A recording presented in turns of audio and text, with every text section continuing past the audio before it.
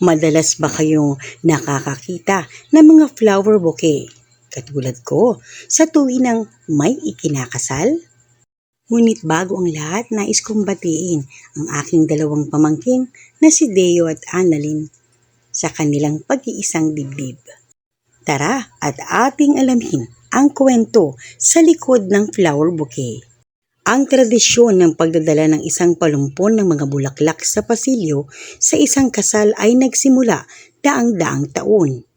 Ang mga pinagmulan ay maaaring masubaybayan sa sinaunang Greece at Roma, kung saan ang mga bulaklak at damo ay dinala o isinusuot upang sumagisag sa pagkamayabong na katapatan at mga bagong simula. Noong panahon ng medieval, ang mga babaeng bagong kasal ay may dalang maliit na posi ng mga mabangong bulaklak at halamang gamot na naniniwalang sila ay may kapangyarihang itakwil ang masamang espiritu at tiyakin ang isang masaya at malusog na pagsasama.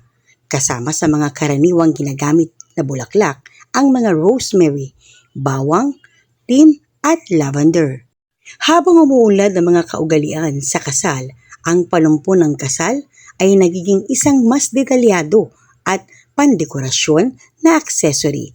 Sa panahon ng Victoria, ang wika ng mga bulaklak ay nagiging tanyag na ang bawat pamumulaklak ay may tiyak na kahulugan.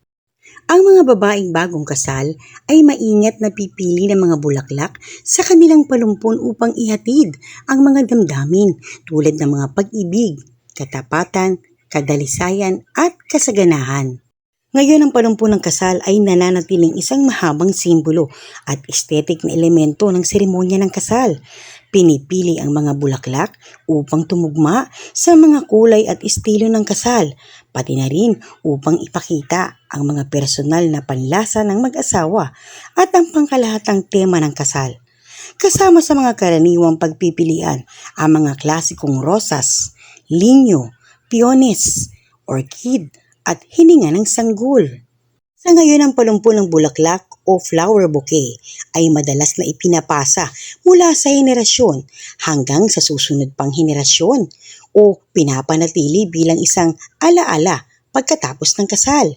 Sa pangkalahatan, ang palumpon ng kasal ay patuloy na isang maganda at makabuluhang tradisyon na nagdiriwang ng simula ng bagong buhay ng mag-asawa na magkasama.